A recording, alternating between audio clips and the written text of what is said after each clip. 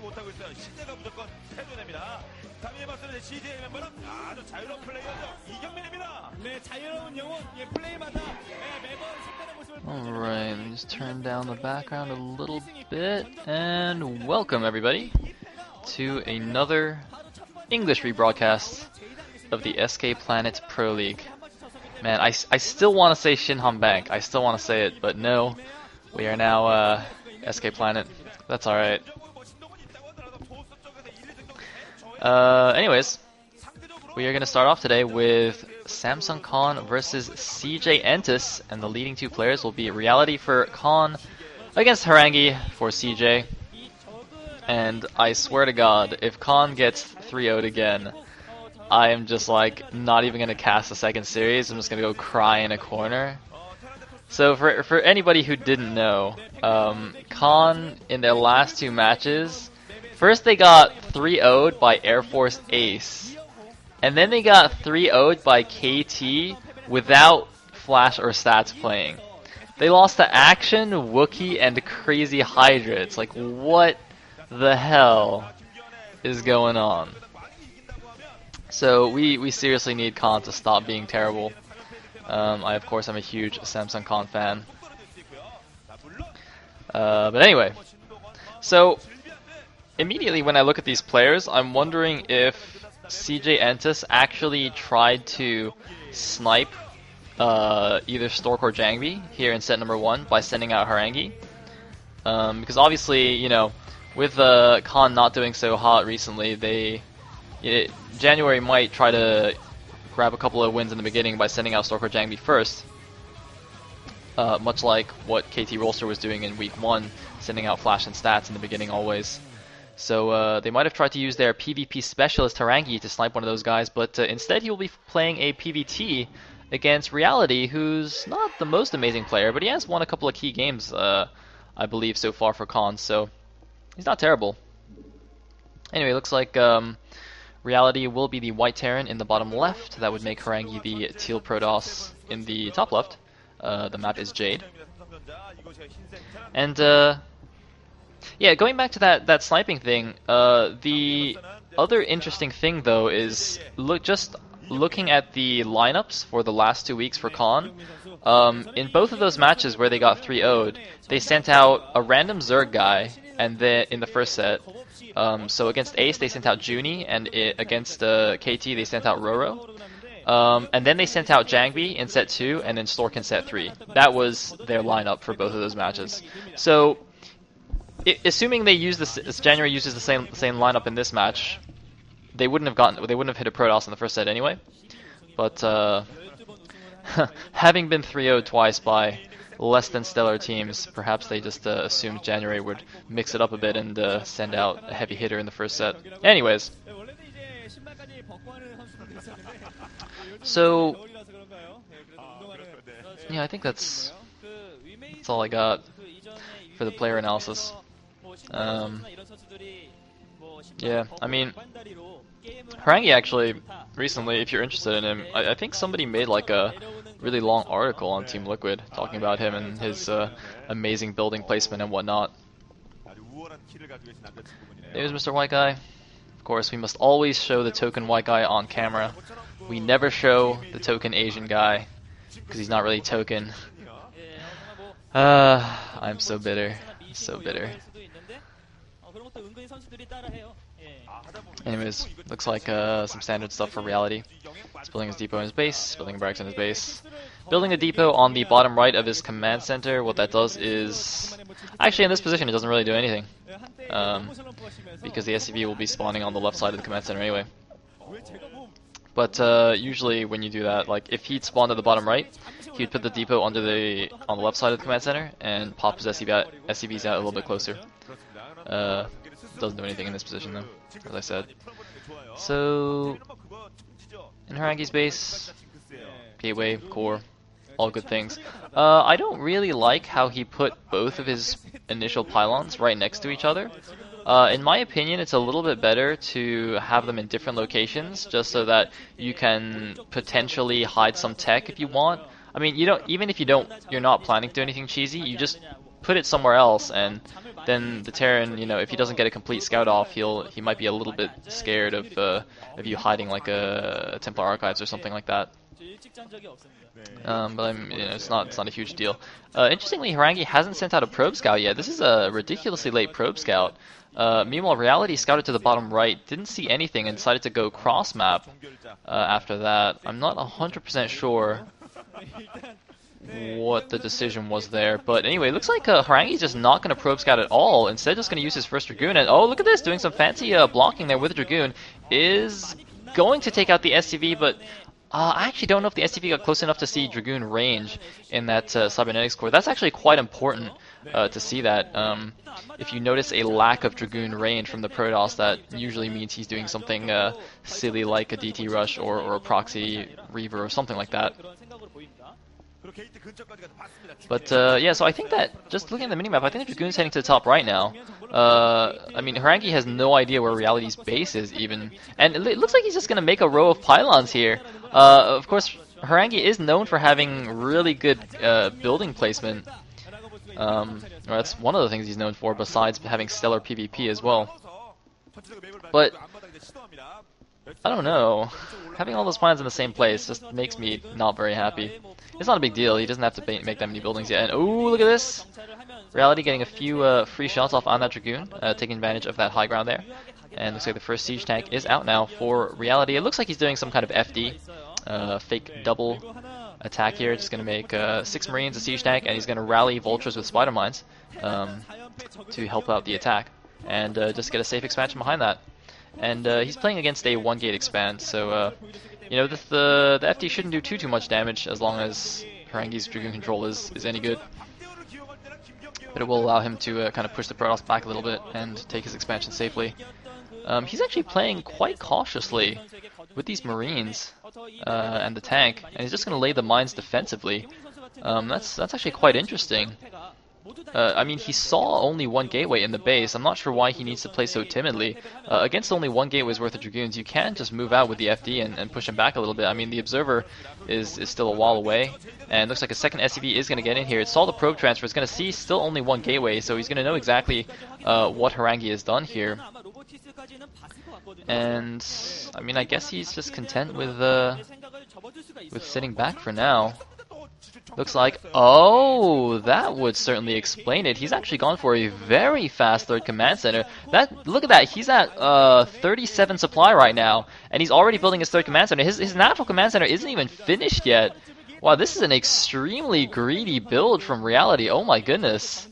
This is crazy, and I'm actually really curious to see what Horang2's response is going to be when he scouts this. Of course, when the first Observer gets out, it will proceed over to the Terran base and get a good look at this. But this is... oh, this is so interesting. It's funny because on this map we've seen a lot of 12 nexing by Protosses and PvT, and of course a lot of 1-racks expanding on the other side, which led to some unfortunate losses for our good friend C. And now seeing this really greedy third base by Reality,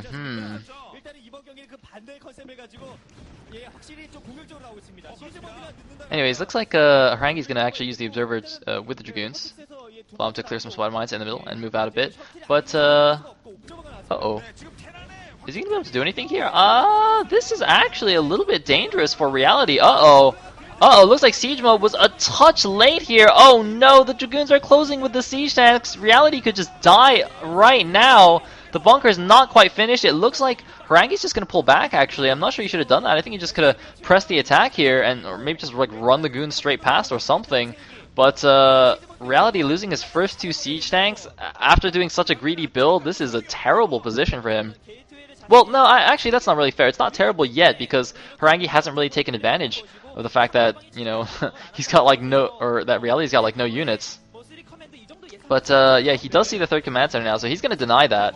And it's going to be, and see, now that Horang2 knows what's up, he's probably going to just aggressively deny this third base. And there's not much Reality can do about it because he just has like no units. He lost his first 2 siege tanks. I think he still only has 1 factory. Yeah, he's still only making units off of 1 factory. There's no way for him to really secure that third, not for a little while at least. And Horang2's already making his own third at the left side there, I guess the 930-ish base. Which is a little bit interesting that he's kind of expanding towards the Terran. Usually, of course, in PvT you want to be expanding away from your opponent. I would have thought he'd taken the 1230-ish base. He does have something there, it looks like. I'm not sure what that is, but yeah, it's a little bit funny. Anyways, we do have some defenses set up now for Reality on his wide ramp. A shuttle is out though for Horang2. He does have some zealots as well. I wonder if he'll try and go for a break here. I don't think he really needs to. I mean, he is expanding as well, so I don't think it would be a very good idea to try anything crazy here. But we shall see. And it looks like the third command center has been relegated to just making SCVs in the main base now. Looks like we have a bit of a wall there. I'm actually curious if that second building at the wall is a pylon or well, I guess it won't be a forge. I thought it might be a forge, but there's actually a forge in his main, so it looks like you can actually wall that narrow ramp with just 2 pylons, which is quite interesting. I will keep that in mind for when I play on this map on ladder. Although I don't know if that works in every position though. Actually really curious about that. Anyways, the shuttle is incoming. And looks like, oh, he's going to block off the other side with another 2 pylons. Yeah, it looks like it's just 2 pylons, and does actually look like a tight block, so that's quite nice. Reality's still only on 2 factories here. I think he's been pretty shaken up by that earlier attack. And Horang2 is kind of gearing up to attack that third base that's not actually there. It's just, the command center is just in the main right now, as you can see. The observer, meanwhile, checking things out, keeping an eye on the factory count, and looks like a second observer is actually going to see these siege tanks repositioning to secure this base, and Horang2's going to take this opportunity to go and attack. He's going to drop some zealots on top of those siege tanks. The dragoons are moving in, but that mine could be huge. No, never mind, the mine does not go off. The tank's unsieged to try and escape. The shuttle goes down. More tanks are coming in here, but I don't think that was a good idea at all. Oh my goodness, Reality tried to go out and secure the base, but I think he's just going to lose it. No, it looks like all the zealots have taken down. The command center needs to be repaired. The command center's on fire. The command center, is it going to go down? The command center is so close. He needs to repair it. Reality needs to repair the command center. Oh my god, it survives. It had like 5 HP. It was in the single-digit health, and it survives. SCV's coming off to repair it. Oh my god, Horang2, I think, made a huge mistake there. Lost a lot of units and didn't get the command center. Oh, is this going to end up like Fantasy versus Sky High? Could that be the mistake that cost Horang2 the game? Oh my goodness. Horang2, you can see, is not happy about that. Oh wow. But he is adding on some more gateways. Looks like going for his arbiters already. Making the arbiter tribunal as part of a wall. That's quite interesting. I don't think I've ever seen anybody wall with a tribunal before. But I mean, it's just not as natural, so it's pretty protected. Anyway, that failed attack has allowed Reality to secure the third base, but do keep in mind that Horang2's still quite a bit ahead on the supply. 111 against 85. It's not that bad since, you know, Terran is usually a touch behind at this point. And look at this! You can actually trick the vultures through the mines. Wow, that's really cool. And it looks like you can actually do it quite reliably as well. Look at that. Reality's just like, oh, wall, no problem. Look, he's just walking the vultures in, easy peasy. He's like, doesn't even care. Wow, that is quite cool. Huh. Man, he made it look so easy. He's like, I mean, usually that kind of you know, mind trick to glitch your vultures across walls. It's a known glitch, right? But it's, as far as I know, it's supposed to be quite difficult. I mean, but Reality is like, oh, you know, let's put a mine there and send the vulture through. That was quite impressive. Anyway, Horang2 doing his classic Super Gosu gateway placement, and looks like he's running some dragoons over to the top right. Perhaps going to try and secure that the main and the natural there, and start making some gateways over there. But it looks like, his probe is going to get sniped. Very nice snipe there by Reality. I do remember, I think it was in week 1 or 2 where Reality played in the deciding game 5 in a match between Khan and I can't remember which team, but he played against a Protoss as well, and delayed the Protoss' fourth by really, really long, just with really good vulture snipes. And look at this, see, he's going to continue doing this. Seems to be a favorite tactic of his. This is extremely annoying for a Protoss. I mean, look at that. Horang2 even sent out 2 probes the second time. That was on purpose, just in case one of them got sniped, but both of them got sniped just because all his dragoons were out of position. So nice moves, and looks like a Comsat gonna see that probe. He really wants it. The probe. Where is it? Where'd he go? Oh, is he gonna get it? Ah. Oh, reality. Oh man. I gotta say, this is really funny from a Terran's point of view, but like from the Protoss point of view, this is just so ridiculously aggravating. I can't even begin to tell you how aggravating this is. Look at this. That's like the 6th probe he sniped now. Oh man, those vultures definitely have huge banana grins on their faces while they're sniping these probes. Just troll facing all the way. Look at Horang2, he's just like freaking out, running Dragoons everywhere, like, oh my god, please don't kill my probe. Oh no! Oh, he's gonna lose another one! Oh god, there was a second one though, there was a second one. Can he get it? No, he doesn't get that one. So, finally, Horang2 is able to get his 4th base down, but that is much later than he wanted to. If you actually look at his money, he's got almost 2,000 minerals and 1,000 gas in the bank. That's pretty terrible macro, to be honest. I mean, he is almost maxed, but he's not actually maxed, so he doesn't really have a good excuse for having so much in the bank. He's at 182 supply now, although he does have a nice supply lead, only 142 supply for reality, and it looks like Horang2's just going to go for an attack now. Doing a recall of mass zealots into the main. Oh my god, he actually left a bunch of zealots all clumped up there. That was a pure zealot recall onto the back tanks. Very interesting move by Horang2, but is it going to be enough? That is a nice defensive position, but that is so many zealots streaming in. Reality could be in a lot of trouble right now. He needs more vultures. He needs more siege tanks in the back. The vessel's out, but it's not doing anything. Oh, nice defense matrix on the leading siege tank. Reality, can he hold on here? I don't know. The supplies are evening out a lot though. 113 supply against 94. It looks like the attack fails.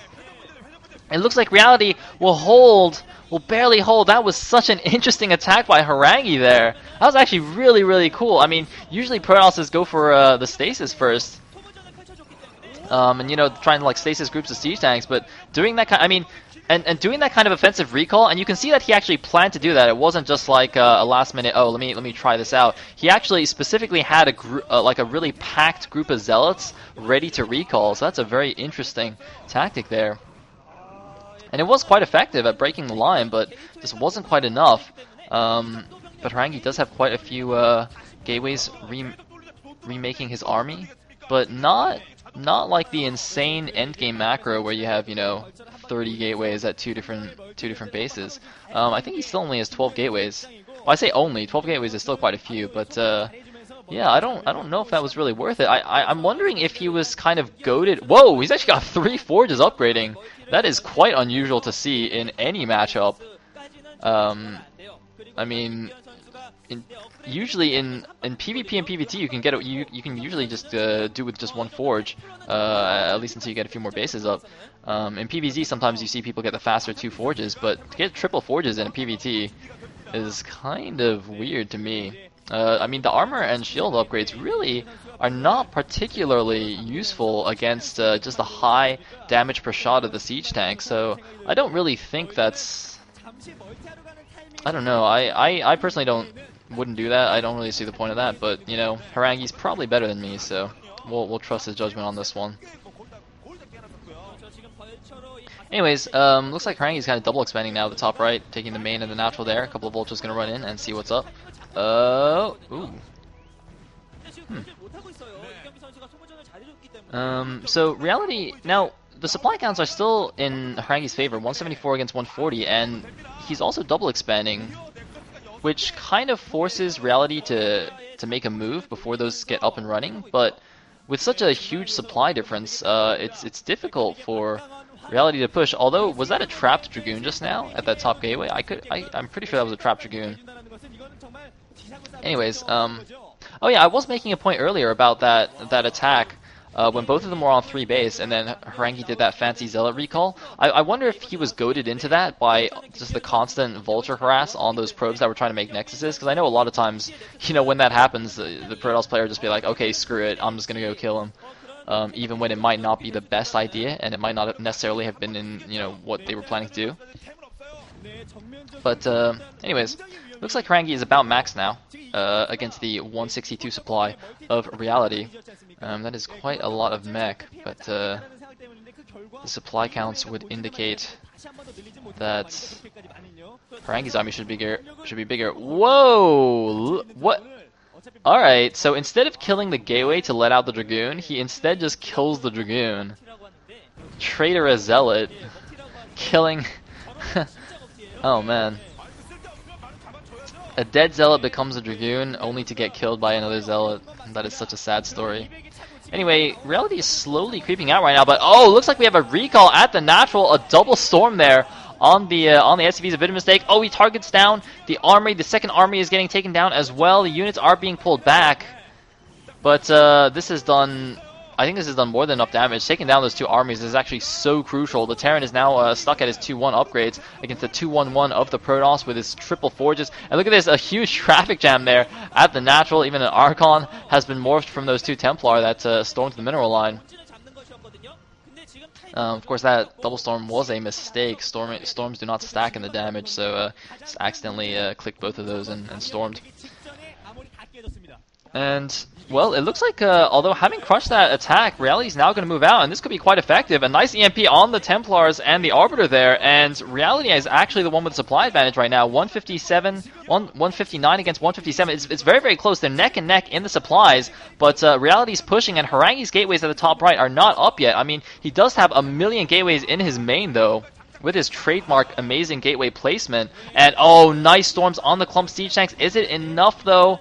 I mean, Reality, he really needs to be super cost efficient with his push. Harangi has so many more production facilities, and he has all his tech up. He has the Arbiters and the Storms, so Reality really needs to be careful with this push. I really think he needs to do some serious damage here.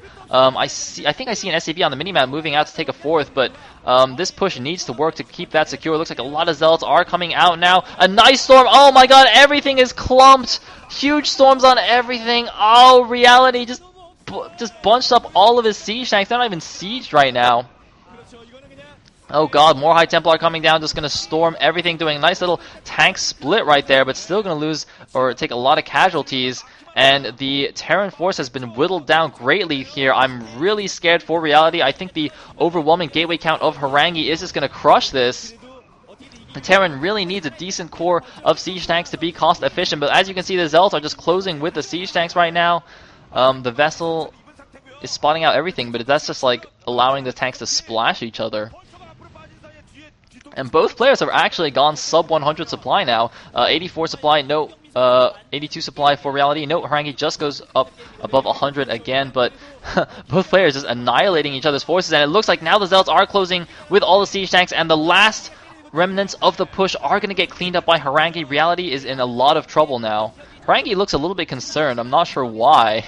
He's in a pretty good spot right now. He's got 6 bases. He's got his gateways going at the top right. Looks like the 3 forges aren't going anymore. Looks like, yeah, 3-2-2 is just finished now for Harangi, and I'm pretty sure the mech is only at 2-1 because of that recall that killed the armories. I think that was quite crucial. I don't know exactly how far along 3-2 was for Reality, but that would have been that would be quite an important upgrade to help in that push. I mean, as it stands, 130 supply against 71, way more production capability for Harangi. I don't like Reality's chances at all anymore. Yeah, it's just, I'm not really sure what we can do. It looks like he's going to start pushing cross map, but now he's at like half the supply of Harangi. So he's going to have to be even more cost efficient than Terran usually is against Protoss. And looks like we're going to have another engagement here. Nice EMP on the Arbiters, but oh man, the siege tanks are not sieged, the mines are not down. GG from Reality, and Harangi takes set number 1 despite some decent early play from Reality. He did that greedy 3rd command center, got denied, but then he did some nice vulture harass, did some nice defense, but it wasn't enough. The Master of Gateways has taken him down and gives CJ Entus a 1-0 lead over Samsung Khan.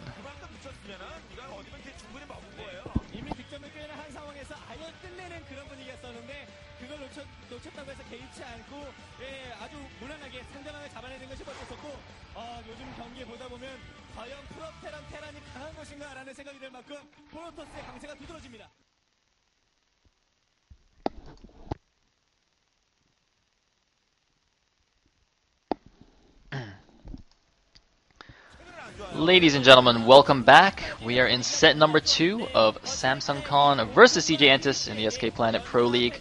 Round 2, week something, I think. Oh, so